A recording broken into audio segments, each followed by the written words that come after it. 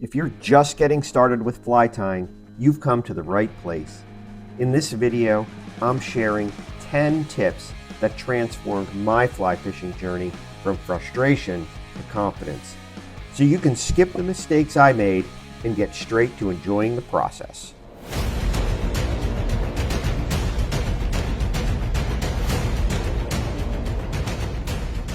Well, hey, welcome in everybody. I'm Jeff Smecker from troutstrike.com. I'm going to start the video by telling you about my journey, my personal journey in fly tying. I started with a fly tying kit. I still actually have the vise from that very first fly tying kit.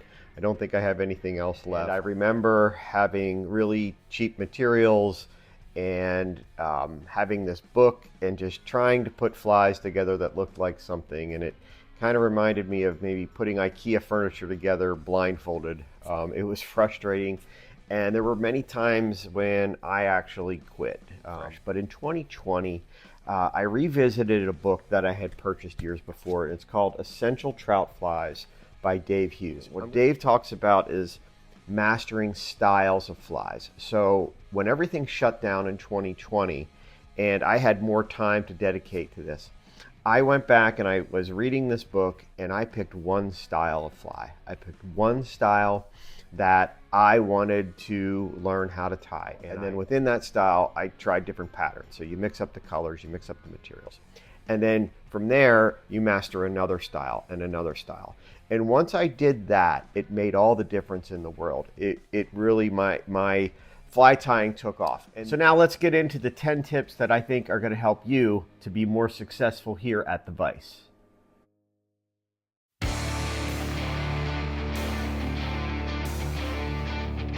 Let's start with the most important piece of equipment you'll purchase, your fly tying vise. For many years, I tied on the cheap vise from my starter kit. But having a quality vise makes fly tying so much more enjoyable. And you don't need to break the bank. There are great entry-level options between $50 and $200. I personally still use the Griffin Montana Mongoose. It rotates 360 degrees, holds hooks firmly, and it comes with a lifetime guarantee. Check out the description of this video for more information on quality entry-level fly tying vises.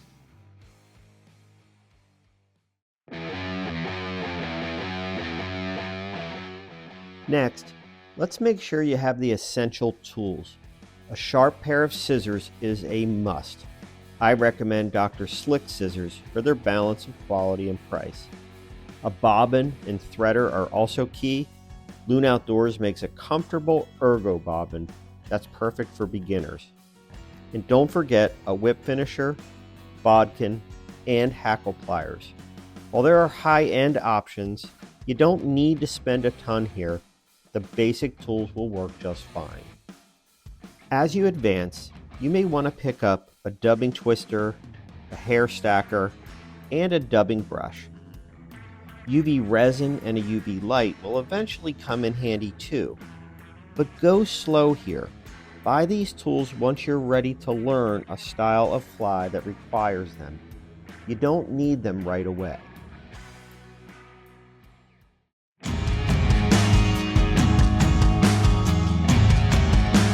Good lighting is everything to a fly tyer.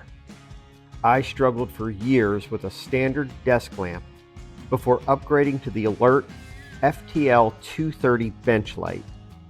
The dual LED lights make it so much easier to see fine details. This upgrade is worth every penny. There is a link for this light in the description.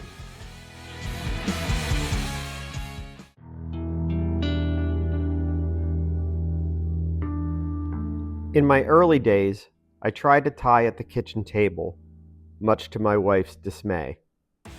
Hooks ended up on the floor, and eventually I got banished to our unfinished basement. Now, I have a dedicated tying station in my finished basement. It's a small, organized workspace where I can relax and focus. Find a space that works for you. It doesn't have to be fancy, but having a consistent spot makes tying so much easier.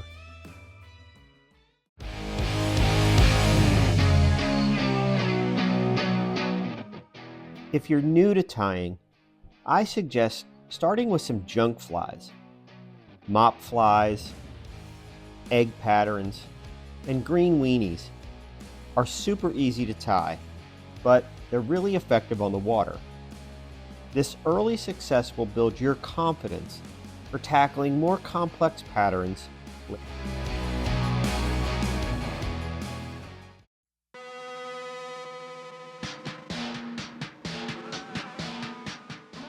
YouTube can be your best resource for learning to tie flies if you use it the right way. On the Trout Strike channel, I break down fly tying into simple, easy to follow tutorials. But here's the catch. YouTube can also be a distraction. It's tempting to chase every new pattern instead of mastering a style of fly. A disciplined approach will get you further than constantly jumping between patterns. When I started, I had to learn from books.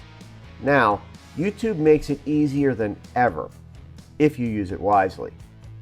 Make sure to subscribe to the Trout Strike channel for tutorials that actually will help you improve as a fly tyer.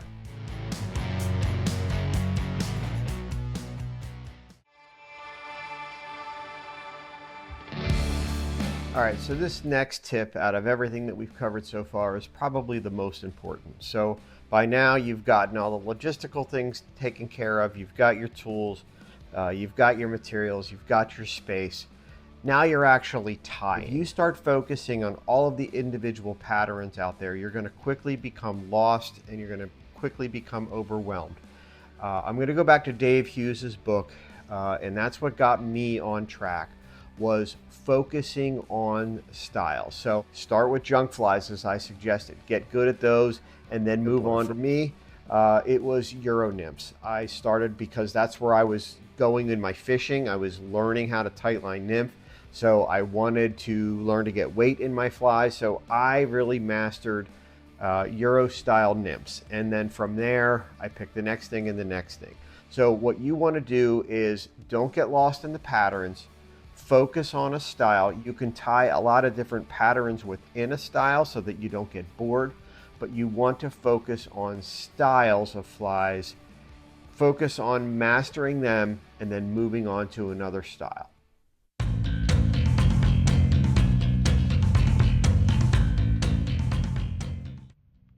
Keeping your materials organized is a challenge, but it's worth the effort. Find some type of caddy to help organize your tools. Drawer systems are great for storing dubbing, feathers, and other materials. Start small and add storage as your collection grows.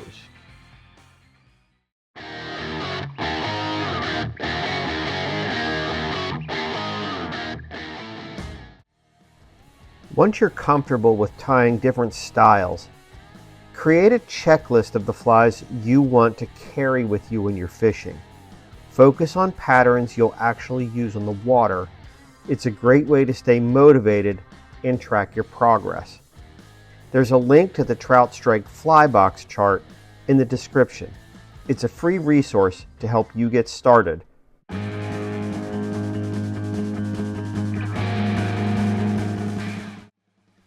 All right, so now it's time for my final tip, and that is simply practice. You have to practice. Once you've decided which style you want to master, the key to that is repetition. And you don't always have to tie the same exact pattern, but you want to tie the same style, and you want to do that over and over until you've got that down. When I know that I have a pattern mastered, when I start to line them up in my box, they all start to look identical. They start to look like clones. And that's when I know that I've got the proportions right. And that is when I know I can start to then safely move on to another style. Hey, I want to thank you for joining me today. I hope the tips help you to progress in your journey as a fly tyer. Remember, take your time with this. It is not a race. You're not going to be able to tie all the flies that you want to be able to tie right away. It's very similar to how you should approach your experience as an angler. You can't master all of the methods and all of the techniques out on the river in a short amount of time, and you can't do that at the vise either. Be patient, take it slow, and eventually your experience here at the vise, it's going to impact your ability out on the rivers. I'm Jeff Smecker. Now it's time to step away from your vise and get out on the water.